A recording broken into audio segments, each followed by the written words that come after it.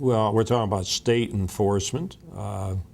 Actually, the federal government, they don't lock everybody up either.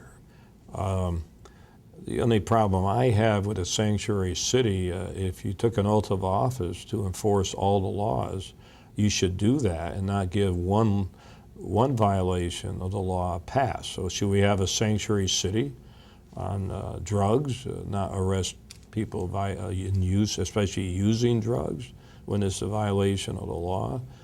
So there are some cities like San Francisco and LA that overlook enforcing the illegal immigration laws. The new law here, one part of it, if it would ever be enforced, is that no police chief or high official can tell the cops that you cannot enforce the illegal immigration laws, because a private citizen can sue that city and cause a lot of problems. So I think that new law was more geared to sanctuary cities than probably any other part of that law. Right now, as I'm talking to you, we don't know if that law is going to be postponed or put in effect, which was a date of July 29, 2010.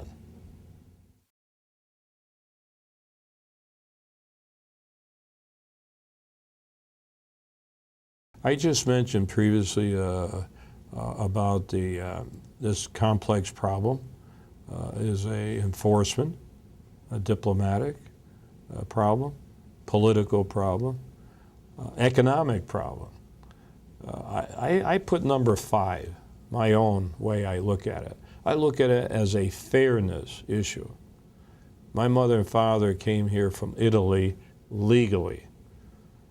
So why should everybody, if they say there's 10, 14 million people, why would we reward them when U.S. citizens, to be U.S. citizens, when we have millions of people around the world that have been waiting 10 years, costs a lot of money, keep waiting to come into this country legally? That's not fair. It's a fairness issue that nobody talks about. So my point is, if you came into this country illegally, that you go back where you came from. Many of them are doing it. And come back legally. I have no problems with people coming into this country. That's what immigrants have made this country great. No problems at all. Let them all come in. As long as they have the proper papers and they're legal, let them come. But I'm against amnesty because of that fairness issue.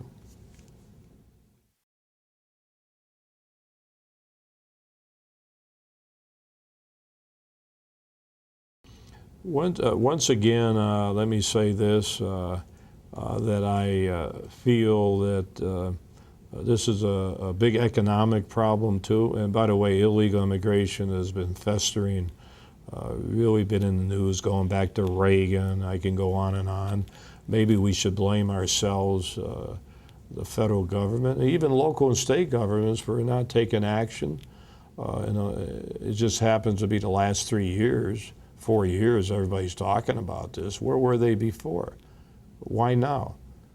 I think the public is getting disgusted at the situation. It's my theory that the news media, when they keep pumping something, it takes on a life of its own. The people start getting in an uproar. They believe what they hear in the media. It perpetuates interests, whether it's negative or positive. And now it's reached a stage where the whole country finally is talking about it. But they've been talking about it under the Bush administration. The Congress has been talking about it. U.S. senators have had their opinion a couple years ago. Now they've all changed and gone the other way because they look at the polls and understand what the people want, which is okay. That's what a politician should be doing. But once again, it seems to be one of the top priorities. Whether Congress will ever do anything this elected cycle, which I doubt, it's going to be interesting to see in the general election, presidential election, whether anyone will bring this up. It's very interesting when McCain and Obama ran, it almost looks like he got in a back room, lit up a stogie cigar, and both made a deal saying we're not going to talk about illegal immigration. That was a very high profile problem. But why didn't the two presidential candidates talk about illegal immigration? Very interesting. If you remember, that wasn't a big issue in the debates. So you wonder what's going on here on both sides of the fence, and I'm not talking about the Mexican-U.S. fence, I'm talking about the political fence. No, McCain and Kennedy had their big amnesty bill 2-3 years ago. Then he found out that this is really bad. Now he's running against my friend, J.D. Hayworth, and all at once he's for the 1070 when he was for amnesty. So he went from this side to that side.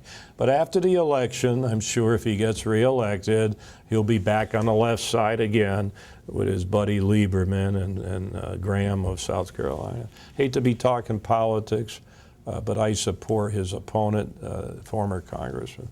And he's had it in for me and me for him for years over Bush and other things.